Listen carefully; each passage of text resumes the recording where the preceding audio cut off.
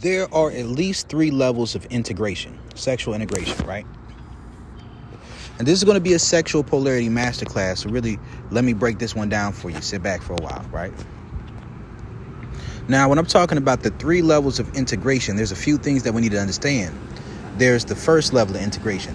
That is premature integration, right? Now, premature integration is what happens when 2 people meet who are both in a survival mode or one person is in a survival mode, right?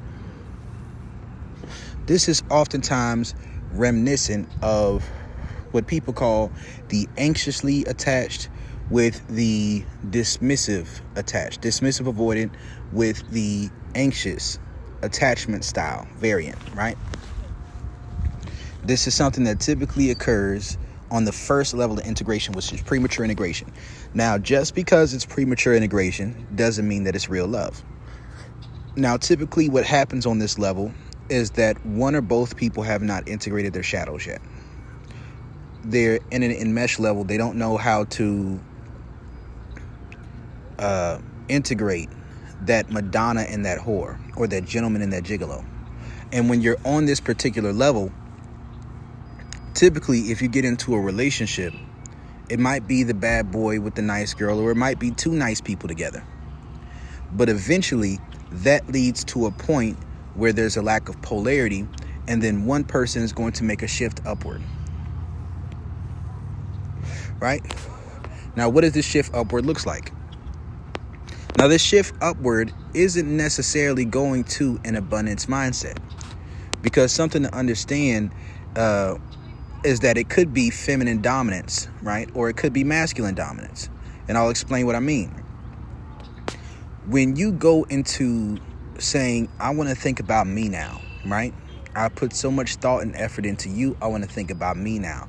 You're getting to a state of independence of thought because maybe you feel neglected, or maybe you felt there were certain things that didn't take place, or you may be utilizing strategies in order to have a better experience overall. So one way this can happen is, let's say it's 2 survival mode submissiveness, or let's say it is a masculine submissive exercise of self-control man with a masculine submissive woman, right? So what does that look like? That looks like a woman who is really transactional about her body in exchange for emotional validation, social validation, and or financial investment. Typically a relationship or the idea of love. The masculine submissive exercise and self-control typically is something that comes from being a nice guy, right? That's being a nice guy. So when the nice guy meets the nice girl, the nice guy is playing the role of the gentleman, not being very forward about his sexuality and being quote unquote respectful, right? And the woman is playing the role of the anima that her father projected on her of not being one of those fast ass girls. Or she's playing the role of the anima within that gentleman, wanting to be his Madonna, right?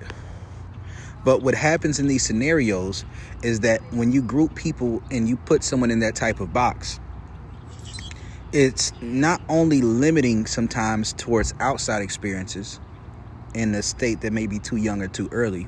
It doesn't always have to be that way, because keep in mind, you can get to integration from any of these levels. It's just the path that you get there is different, right? So for the prematurely integrated, that's how it works. Now, there's other ways of being prematurely integrated. So it's not only that. It can also be, let's say, a masculine dominant with the woman who's doing a masculine submissive exercise and self-control, right? That's another way that can take place.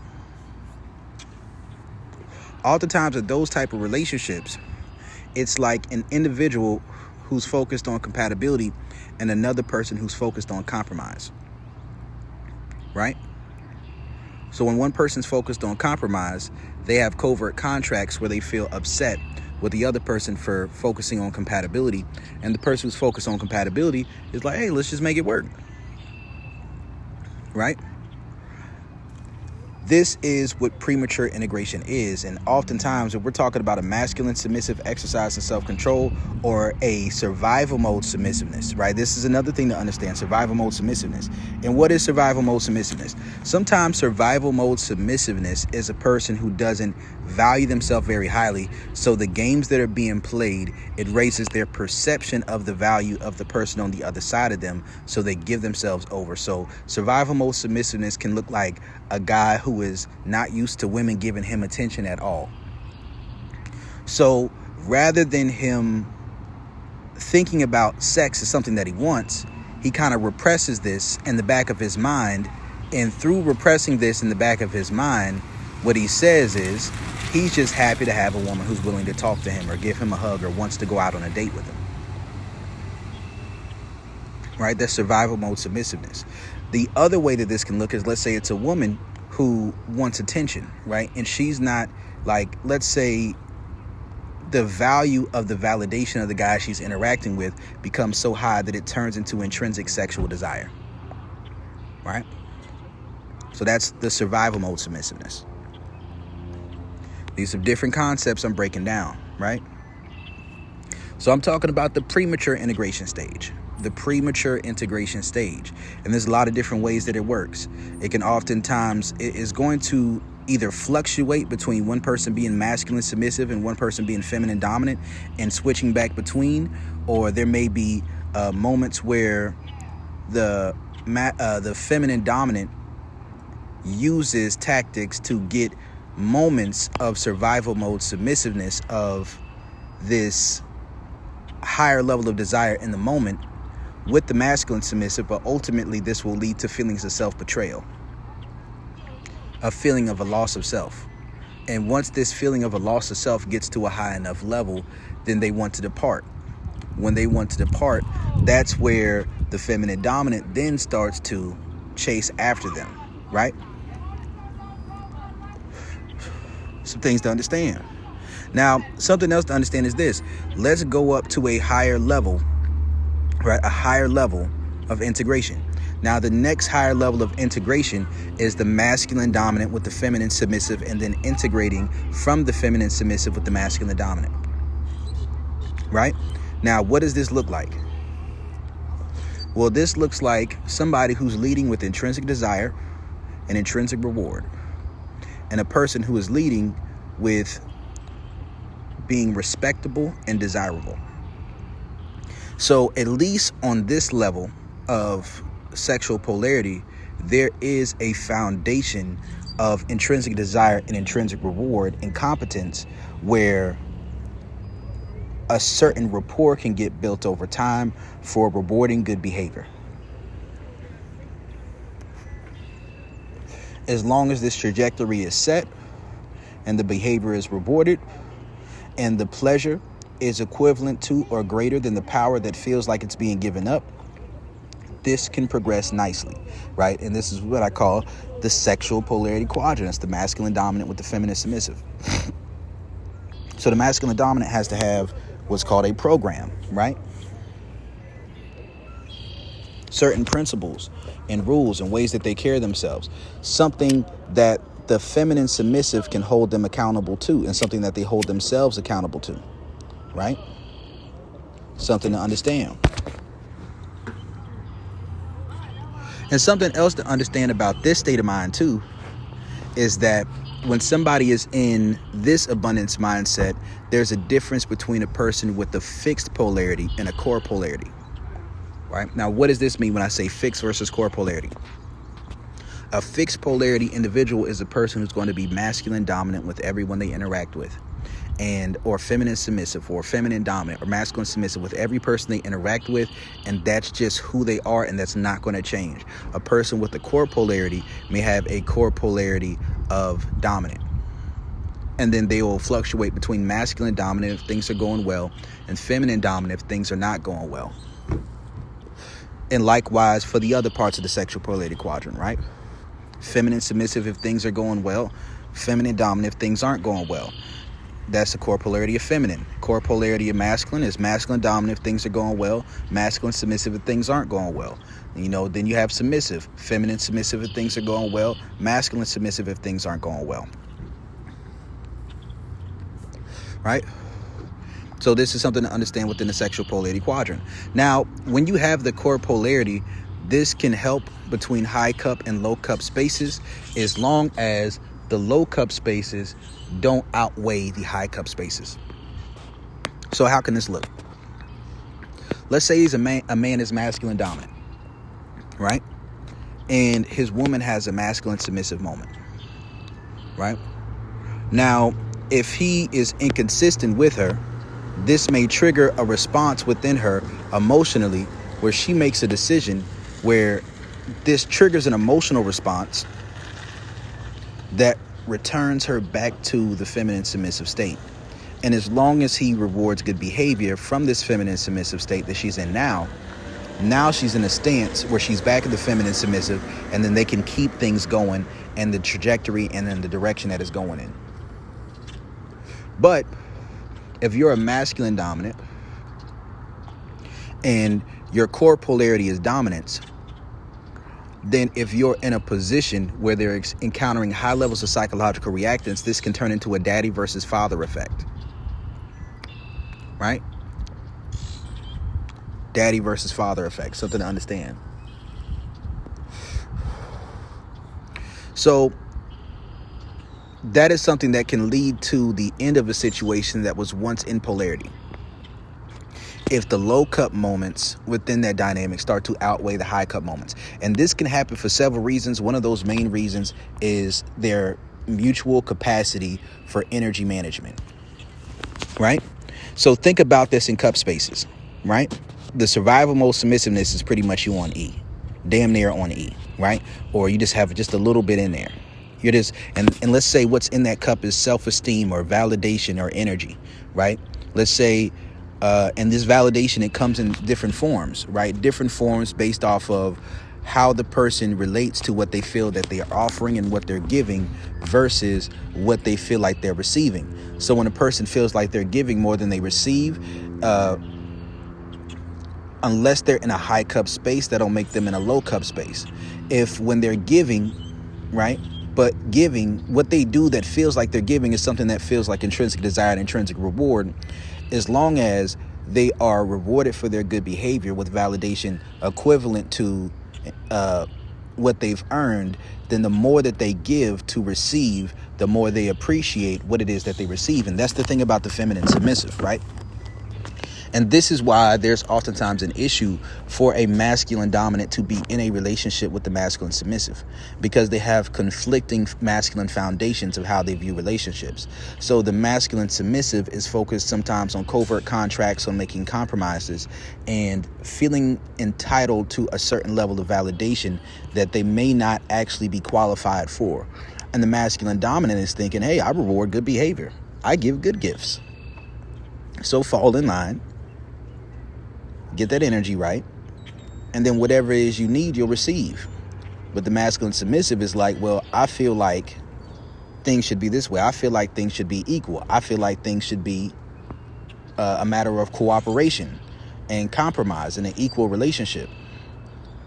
The feminine submissive is attracted to the fact that they view the masculine dominant in a higher position. That's respect and desire. The masculine dominant gives the good D and guidance. And women can be masculine dominants too, right? Don't get me wrong, but sometimes there are issues that come with that. So one thing that I'll say is this. When it comes to the sexual polarity quadrant, energy management is so important. There are 3 different places that people get energy from. There's social, sexual, and self-preservation. Right? And this is in relationship to your primary partnership or your primary focus, right? Chances are, if your primary relationship, your primary partner isn't your primary focus, you're in feminine dominance right now. Chances are that's how that works, right? And that's oftentimes how it can work. Now, the social, that's external validation that you may get from like when you walk around, and many people, they say, oh, just be completely self-validated. That's not completely true. People are going to take a certain level of social validation from their experiences, right? So sometimes a person may wear a certain outfit and they go out and people give them compliments, and that gives them a little boost. It makes them feel good, right? For people to see them. Sometimes a person may want external validation on a level of feeling sexually desirable. Sometimes a person may want external validation through getting non-sexual attention, right? And this is where we talk about the outsourcing game, right? The outsourcing game is the game in which an individual is able to compartmentalize an area within their relationship to get easy or free validation from an outside source to maintain their energy so that they can stay in a high cup space within their relationship. So what does this look like? And this is an important part to get to, right? What this can look like is a woman with beta male orbiters, right? Or a man with side pieces, right? So what does this do? This is something that helps a person stay in a high cup space rather than getting into a low cup space because they have the external to go to. Now, when you're fully integrated, right, it's a different thing. And I'm going to break down where integration comes at from the position of sexual polarity. But we have to understand something. It's the cycle of energy. See, the reason why premature integration doesn't work unless people elevate is because of the cycle of energy. If you both have low cups, there's not enough energy between the two people to go around for that to be a situation where you're both satisfied within that dynamic, right? If one person has a high cup and another person has a low cup, then there isn't enough energy to go around. So let's say a masculine dominant could be dealing with a masculine submissive, right? Doing a masculine dominant exercise in self-control. Maybe the energy that is poured out towards the masculine submissive sometimes can raise her energy up to a level where now she's in a high cup space. But if en route to her getting to a high cup space, she loses attraction to that masculine dominant, because let's say this is a masculine dominant who's doing a masculine submissive exercise in self-control. I got to break all these things down for you. So the masculine submissive exercise in self-control is where you are backing away from your dominance for a period of time because you could tell that their cup is low, and you are engaging with them non-sexually, communicating with them, and helping them grow in some capacity, right? Now, if your cup is not overflowing and you attempt to do this, then there's a good chance that when that cup begins to raise and that masculine submissive raises into the feminine submissive, it may not be feminine submissive towards you. That's the glow up principle.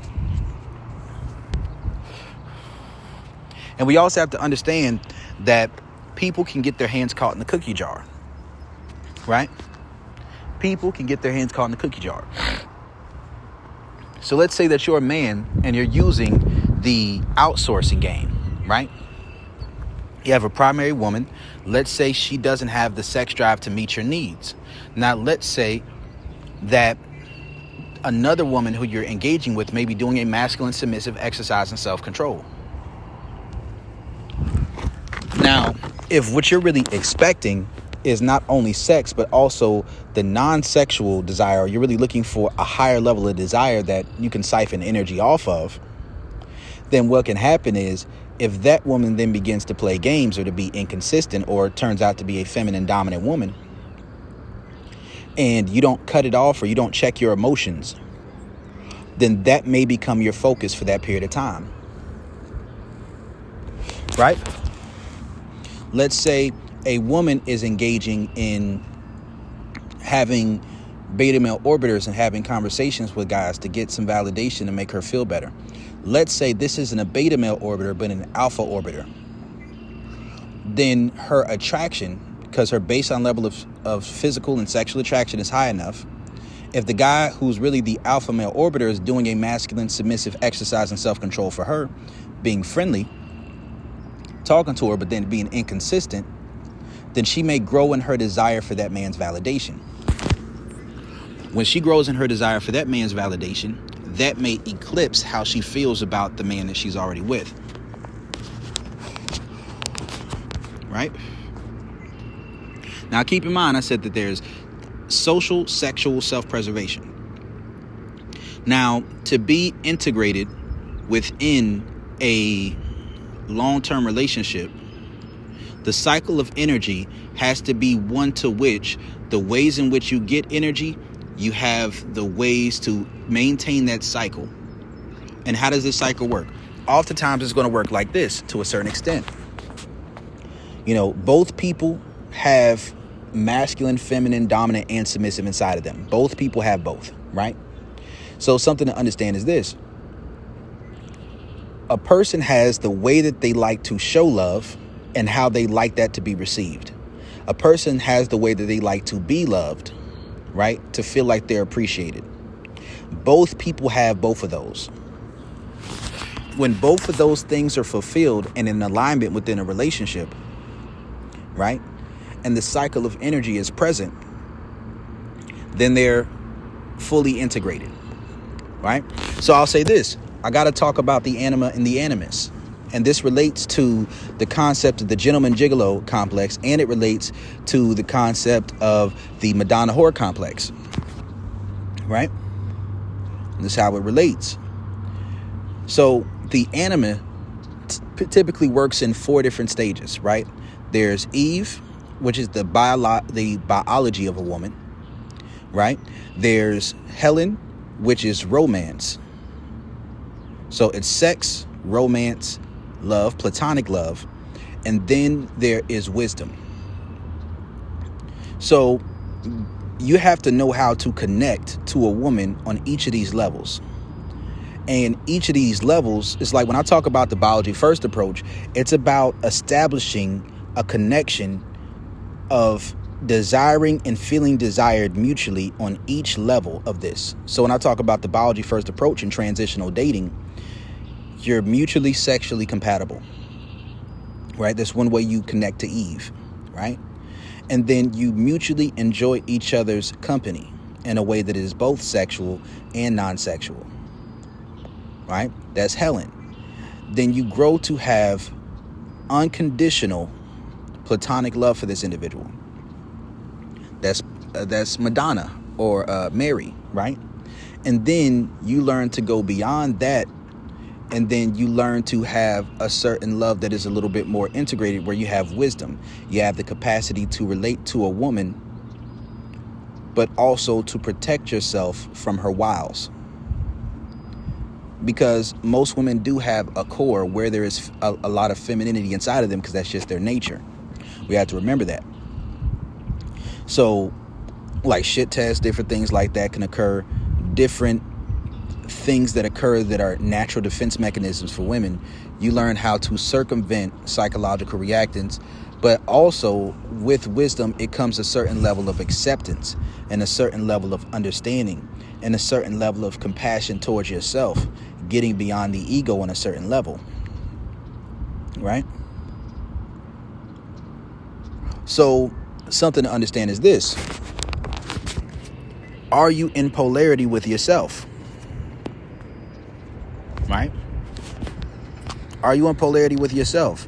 Is the role that you play within the ego and the persona, right, and your shadow, is that masculine dominance in polarity with your anima? Right? Because what's a big aspect of premature integration? A lot of what I talk about when it comes to premature integration is when you're skipping steps, right? It's like, let's say you skip relating to that woman on a mutual level of sexual attraction and desire. And then you go straight to the romantic aspect, then you may have a certain aspect within you of feeling as if romance is something that entitles you to a woman's body, right? That's like a 3-date rule kind of guy, right? Let's say you get to a place where that romance is really conditional. So you don't truly enjoy and desire the woman's company. You don't really truly enjoy the woman's company outside of sex. Right? Now, let's say you skipped both Eve and Helen and you went straight to Mary. This is something that can happen when you are young and you're trying to be a nice guy and you do a masculine submissive exercise in self-control, because the masculine submissive ultimately is transactional, right? But let's say that while you're doing a masculine submissive exercise in self-control, you grow to love the woman in a platonic way. And you establish a great friendship and bond with this woman. But let's say this is based off of your idea that she's sexually monogamous to you. Then your love becomes conditional based off of your perception of if she's engaging sexually with anyone else. And anytime you feel like this is threatened, then your desire is to take the love away.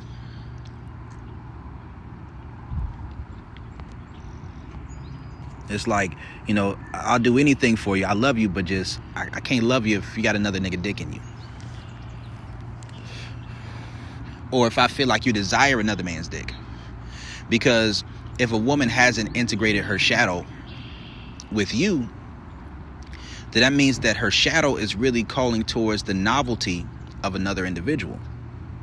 Maybe someone she hasn't met yet, just the novelty, just something new, something exciting. Maybe she's known you for a long time.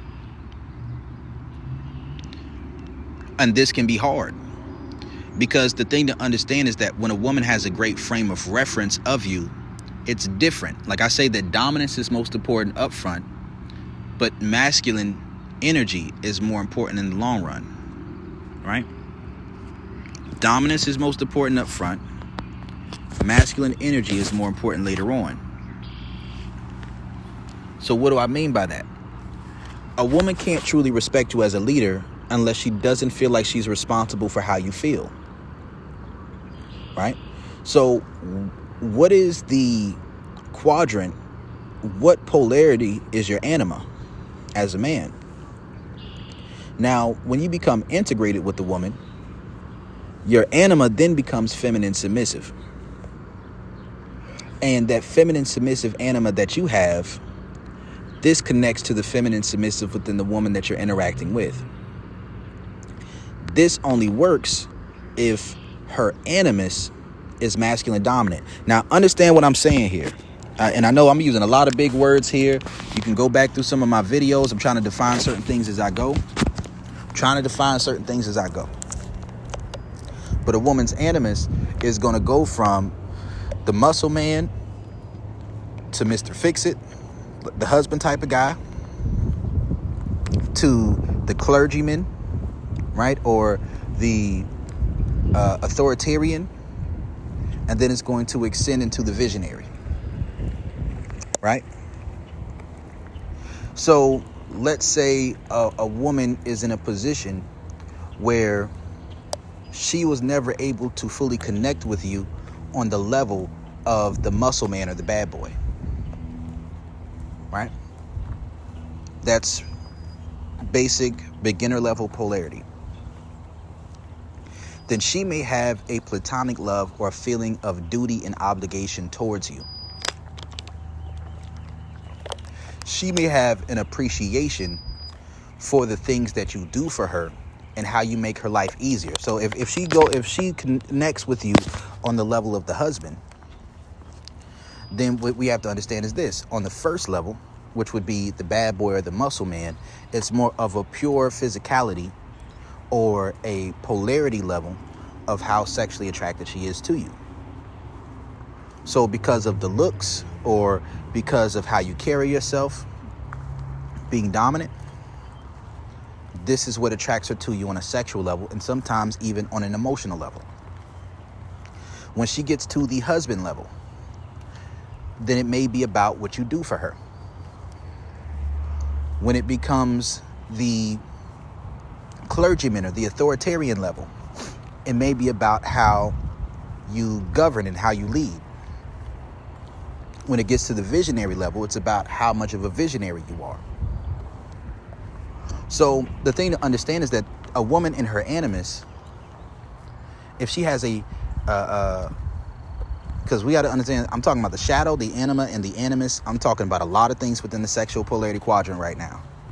Yes, this is a video niggas need to take notes on. And all of this shit is off the cuff. All of it is off the cuff. So if internally, I'll say this, typically, not all the time, but typically, a person is going to be within themselves and their anima or the animus, sometimes the opposite, or that's when they're in polarity with themselves, or premature integration with themselves. Because there's a difference between being prematurely integrated and then being prematurely integrated, having a relationship that's prematurely integrated. So let's say it's a situation where the woman is masculine submissive. Because she has her own idea of what a relationship is, what it should look like, and it's separate from what your program is, then her animus will oftentimes possess itself if you try to assert dominance, because she feels as if you're trying to control her. So her animus, her social programming, because that's really what the animus represents at times, it's the social programming.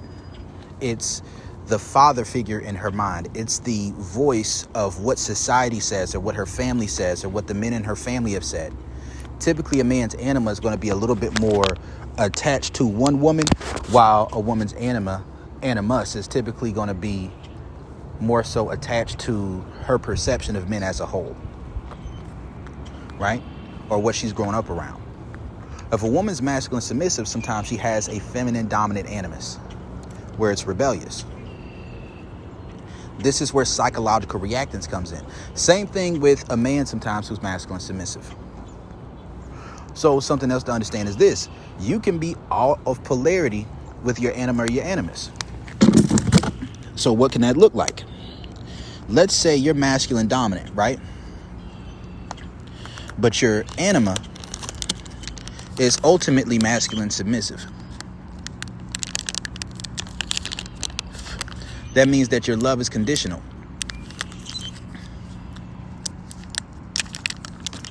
Right? Based off of whatever standard is set within your ego or your value system or your judgments about what constitutes a woman loving you. Right? So if it's just that she's having sex with you, then cool. But it may be that she's just not having sex with anyone else. So as long as that woman doesn't desire to fuck anyone else and doesn't feel like she's withholding herself and losing out on that experience, you can be straight, especially if she's heavily monogamy oriented and the relationship is going well. But in the moment that it's not, it'll lead to great pain, because the growth is going to come through the feminine submissive within the anima. And this feminine submissive in the anima can either be feminine submissive towards what that woman wants and what that woman says she needs, which can be dangerous, but it can ultimately be the most fulfilling thing for giving that woman freedom and space to be herself, or feminine submissive towards life when she says she doesn't want to be with you anymore. Right? Now keep this in mind too. Within the anima, you can also have core polarities. Right? So let's say your core polarity is feminine within your anima. Right? Then as long as things are going well, you can have a feminine, submissive, energetic stance towards a woman as far as how you perceive yourself, right? The compassion you show towards yourself and your ability to understand other people's experiences and when they make mistakes. right? That's the feminine submissive. But then let's say something happens that triggers your idea of the way things should be, and things aren't going as well. Then your emotions can start to turn feminine dominant. And it starts chasing the challenge, right? Chasing the challenge. And then it becomes a fight of trying to do by any means necessary to trick that woman into staying with you, or to force her to stay with you, or to force her to try and care about how you feel, to be responsible for your emotions. And then you can become someone who is emotionally draining and needy and clingy and badgering, right? Because you have to think that part of the purpose of the anima for the man in its development is getting to a place where you accept yourself and you accept certain things that occur within life, and you're not overly focused on the ego in a way that can negatively affect the bottom line of what you're being logical towards. Are you feminine submissive towards your principles? Right? You know, I always like to think about Griffith, right? Griffith was an individual in Berserk who, once he experienced pain, because he was masculine dominant up front, but once he experienced the pain of losing the person who mattered the most to him and then walking away, then he took a mind state of either I can have you or no one can. And then he tried to kill Guts. When he lost, he continued to try and reach at straws and do whatever he fucking could to be in a position where he had some type of control. So then he went and slept with Charlotte, right? And then he was in the tower where he was being tortured for an entire year, and he kept talking slick to the king. Kept digging himself a bigger and a bigger and a bigger pit, till eventually, when he was given the opportunity, right? When he was given the opportunity to be in a position to sacrifice everyone that he cared for in order to regain dominance, he was willing to do it, right? Now, why do I say that he was primarily masculine dominant? Because he was upfront with people about what he wanted. He told them, I'm going to choose the place where you're going to die for me. He made tough decisions. He was calculated. He was in the field he was in. He was logical. This is what he was. And you have to understand that there's matured feminine energy, right? And there's immature feminine energy. Likewise, for a woman in her animus, there's matured masculine energy within a woman, the integrated animus, and then there's immature masculine energy within a woman, right? So let's say a woman is in a position where she's animus possessed, right? That's typically going to be a feminine dominant or a masculine submissive woman, right? All these whataboutisms, a very narrow way of viewing things, heavily inundated with psychological reactants, heavily inundated with maybe a thought process that isn't realistic to her real thoughts, her real feelings, or what she really thinks about a situation. Once a woman gets possessed by her animus, she has an inability to look at a situation in a holistic manner. She has an inability to perceive nuance.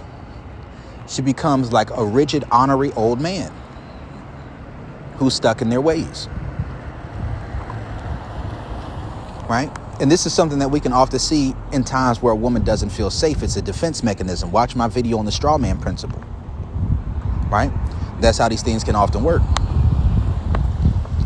Now, as a woman heals and she becomes more secure, then her internal masculine starts to have a capacity to be masculine dominant with how she relates to the emotions of a man.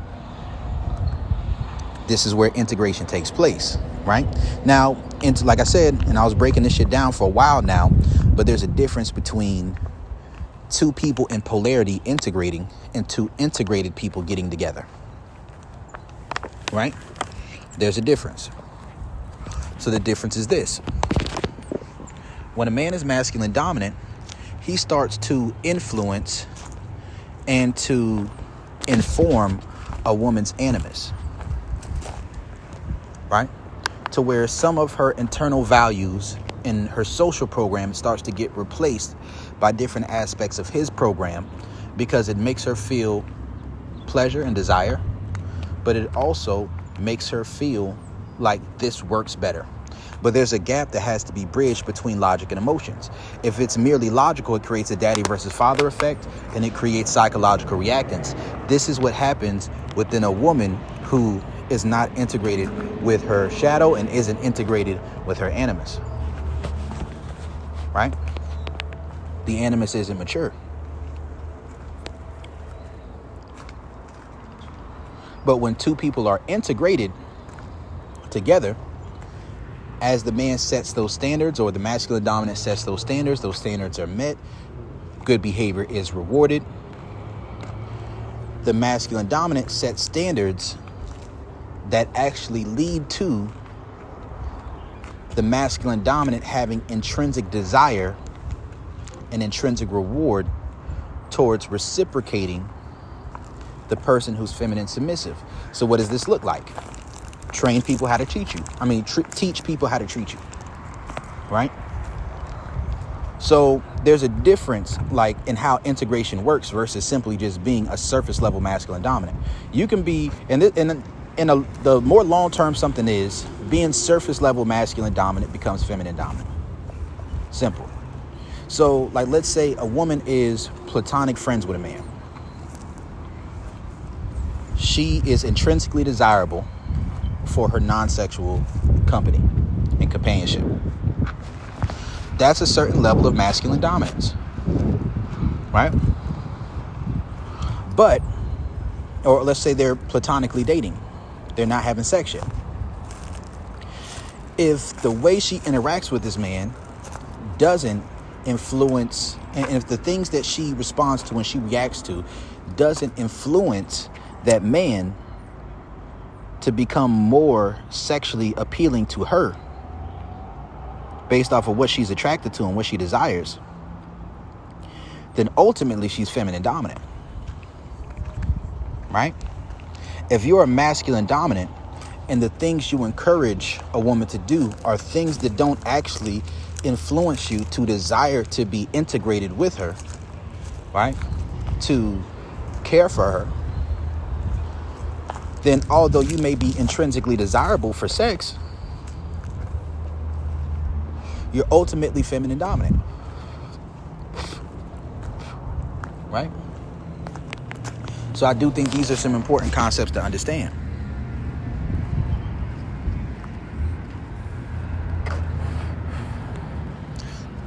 So this is in the high cup space, some of these things I'm talking about.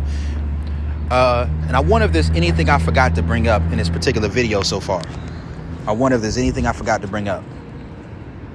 But something else I understand is this. Now, let's say we're talking about the overflowing cup space. Now, in the overflowing cup space, that's where a woman can be primarily feminine. But what attracts her, right? What attracts her to a man is something that makes logical sense. Right? It's like she's actually attracted to a man who likes her back. And this is the thing to understand about the feminine submissive, right? Somebody who's primarily in the feminine submissive is not going to be attracted to a person who overly invests without them having to prove themselves. They want it to be a natural flowing progression where over time good behavior is rewarded,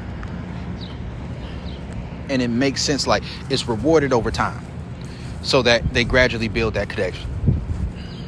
Somebody who's integrated can do things. Somebody who's integrated within themselves can do things that to a person who is in a high cup space and not an overflowing cup space they can view those things as weakness because it reminds them of things they did when they were in a state of weakness, when they were in a state of desperation. Right? That's what it could remind them of.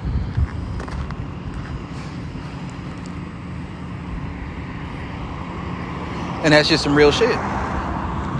So we're talking about the masculine dominant man. He may be able to do a masculine dominant exercise in self-control, have a woman who he loves and who he cares for, and have the level of anima development to not feel, to be emotionally invested,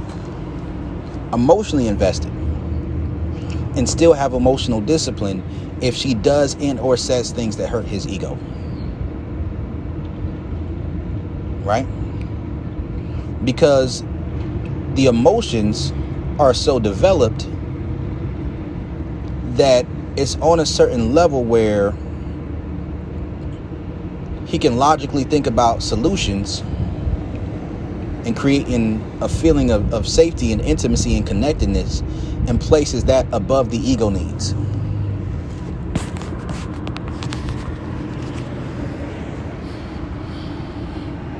And that's when you're more so invaluable as a partner.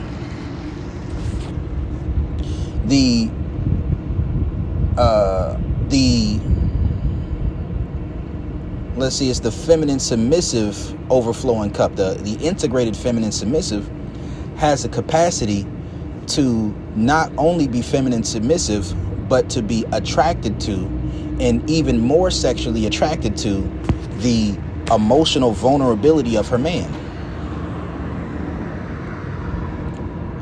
And see how this can work right here. Because when you're in a low cup space, the woman trades sex for emotional validation, social validation, financial investment. That's the trade-off. And the desire isn't intrinsic in those moments.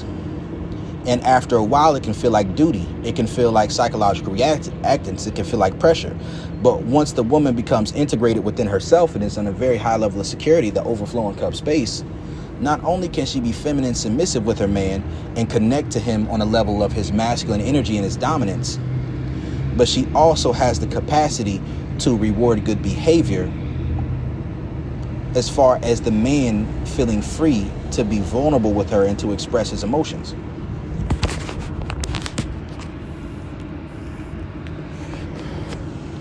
Right? This is where this shit becomes different, man. See, the high cup space masculine dominant is more so a my way or the highway type of guy. When you're integrated, or when you're integrated within yourself or integrated within your relationship, it's about us. When you're in a high cup space, you correct things by going back to polarity, right? So as long as you get things back to polarity, reestablish the positive feedback loop, then you can be in a position to correct the situation. But if the woman takes a masculine stance towards you, or the woman tries to take a dominant stance towards you, and your tricks and your tactics aren't working,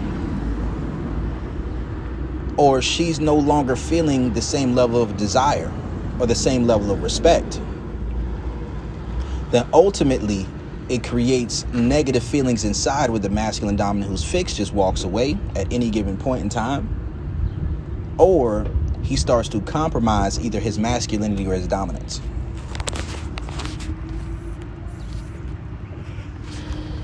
Either being masculine submissive in a way that creates covert contracts, that creates a feeling of entitlement, and within that feeling of entitlement, feelings of resentment, right?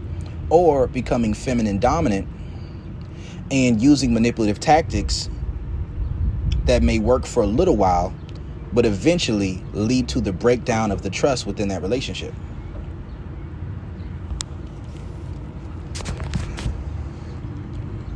But when you're in more of an overflowing cup state, especially if both people are there, there's no reason for the situation to end. When you're mutually in an overflowing cup space, then you can be in a state of mind where you can be fully happy with that partner being monogamous or being non-monogamous, and it makes you no difference.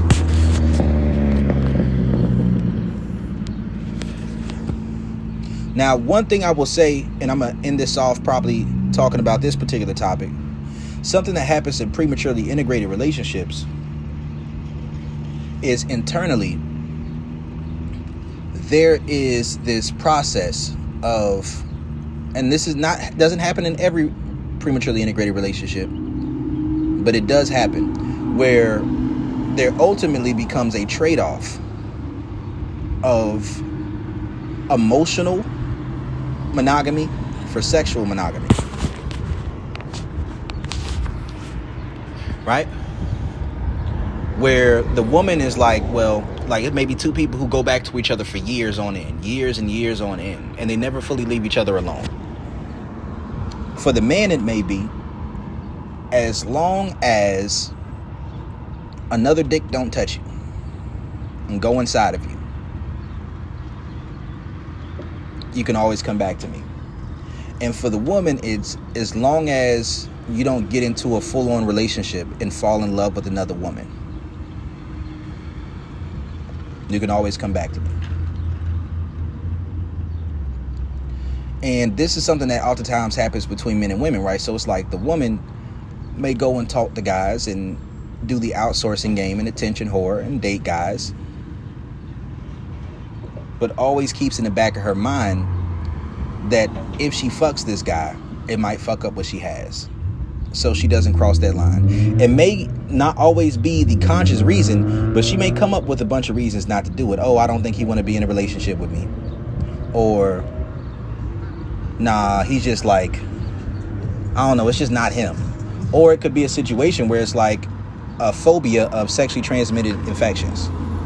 Like having an inability to see her man as the whore that he is, the gigolo that he is, perceiving every man she's not attracted to as a simp, not attracted to on a high enough level, or who's not dominant as a simp, and then every other man that she is attracted to as a whore or a gigolo, and then assuming that he has STDs so that she can avoid engaging in those situations sexually. It's a subconscious thing.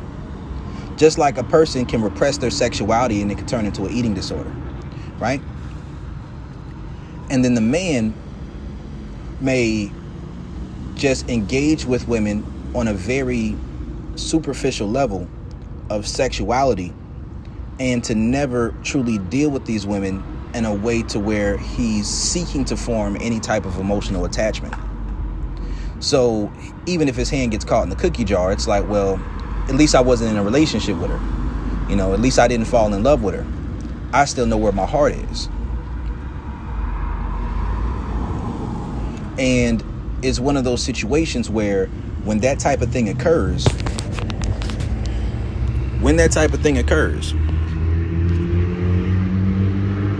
typically when one person breaks that spoken or unspoken agreement, that's when the ego death has the opportunity to take place. That's when either shit is over and that agreement is broken on that emotional level of how they're connected, of what's sacred to them, right? Either that's broken or something new starts. Now, the truth is this, it doesn't have to be broken, but the only way it can't be broken, or it won't be broken, is if the two people understand energy management properly. They protect their submissive sexual egos or their submissive emotional sides, right? From getting their hand caught too much in the cookie jar, or of being in a position where they fall in love with somebody else. They focus their energy into their dynamic,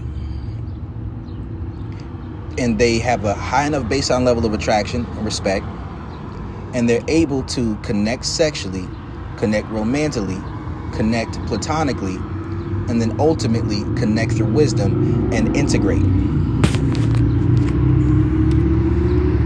And with these things, sometimes there's a time limit on it. It's not something that lasts forever, right? And I think this is something that happens oftentimes with like the high school sweethearts and the people who fell in love at a young age, right? Sometimes the man's able to get past it, right? Sometimes he's not. Sometimes the woman is able to get past it. Sometimes she's not. And this is where the issue of the non-stick principle comes in, right? This is where the non-stick principle comes in, and let that hurt go pussy comes in. See, let that hurt go dick is going to give that man that sense of dominance where it starts to fill his cup, right? And from that dominant ego, it doesn't really affect the way he feels about the woman emotionally. It may change the way he perceives her and her attraction and her desire towards him to see that it's not as present as he thought it was. But it may also give him an added level of motivation to take what he's learned in his experiences to go back into that situation and to try to correct what was fucked up. But sometimes tactics used with new women, because remember, the feminine submissive is oftentimes going to like what's shiny and what's new until it's integrated. And I'll say this too, when it comes to the integrated feminine submissiveness, right? With the integrated feminine submissive or feminine submissive who's integrated with her masculine dominant, realized chemistry has to be greater than curiosity for integration to work. It has to work. Like if realized chemistry isn't greater than curiosity, then you either experience monkey branching, jumping from person to person, sometimes chasing dragons, get your hand caught in the cookie jar all the time, or you find yourself in a position where, well, those are some of the two different things, right? It's either monkey branching, right? Jump from person to person, trying to replace the person who you love. And that's typically what may happen for the woman. And sometimes for the man too. And the man might go relationship to relationship to relationship, and neither person really takes time to heal between, and they're just trying to fill a void.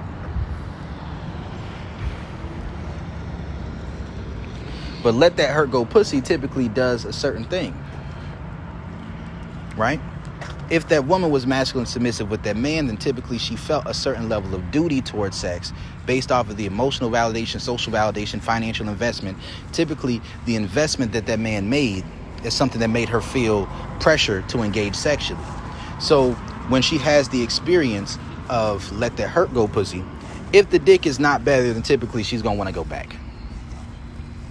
If it's much better and recency bias kicks in and the non-stick principle takes place, then she'll start behaving in a very feminine dominant way towards the man. And this can happen just due to the attraction of getting the hand caught in the cookie jar. And then feminine submissiveness is experienced towards someone else. And then through this experience, this is where the intimacy and the emotional safety is important, and then rebuilding from the ground up. And not from the ground up, it's kind of working from the top down. And that can be more difficult because you need an overflowing cup to work from the top down. You can't do it off of a basic level of security. Your security got to be greater than the basic level of security in order to work from the top down. Right? Especially when they getting the shit fucked out of them by somebody else as a man. That's different. Especially if you're not hitting it at the same time.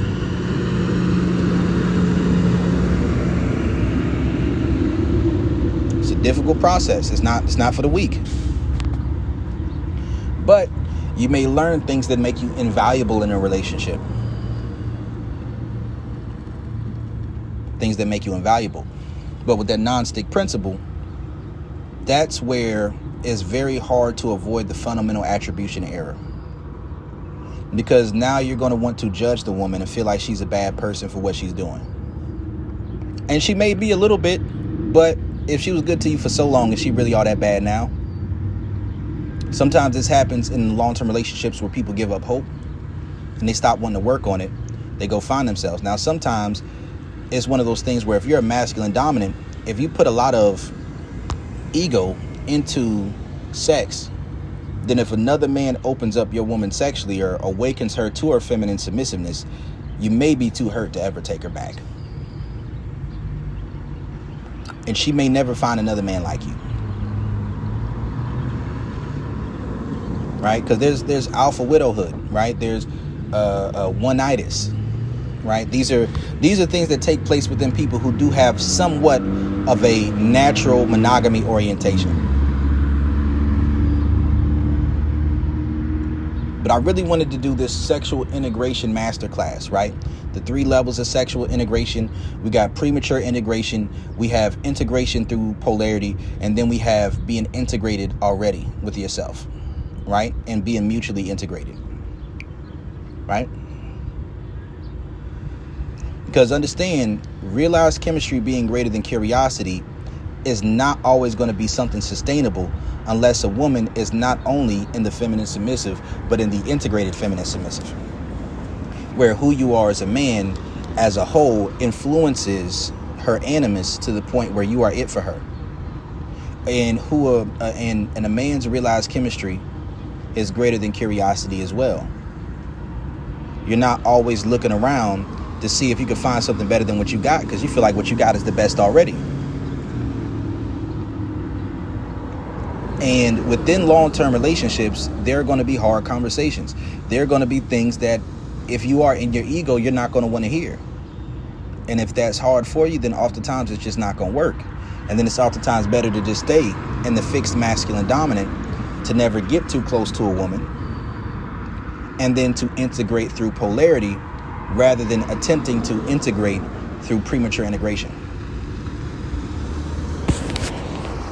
Right? And something to understand is that the feminine submissive doesn't truly appreciate, right? And the masculine submissive doesn't truly appreciate unconditional love. Right? Because there are no positive feedback loops with unconditional love outside of establishing intimacy and safety. There are no positive feedback loops as far as energy for the cycle of energy. But to be integrated, you have to have a high level of self-preservation as far as that cycle of energy. A high level of self-preservation, and it's going to be mostly between self-preservation and your partner. But you could probably flow within all 3. So sexual and self-preservation. It's Coach Brody. I'm out.